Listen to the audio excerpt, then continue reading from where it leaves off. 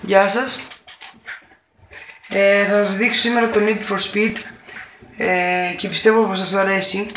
Έχω ένα αυτοκίνητο, μαξάρα. Δεν ξέρω αν το έχετε δει. Το έχετε πάρει βασικά.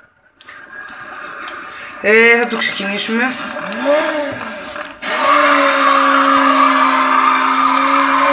Κοιτάξτε πως ξεκινάει από το 0 και ξεκινάει και φτάνει τα 100. Έφτασε στα 100 και πιο πολύ μου σας πω.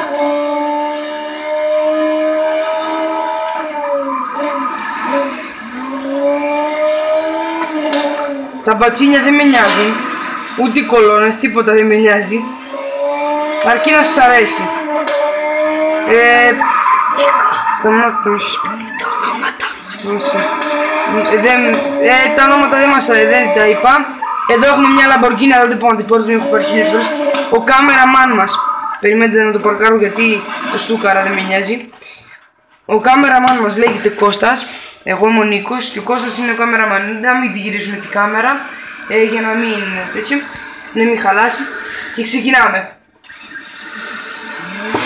Θα τραβήξω λίγο, δεν θα είναι πολύ το βίντεο, γιατί υπάρχουν και άλλα βίντεο που θέλω να ανεβάσω.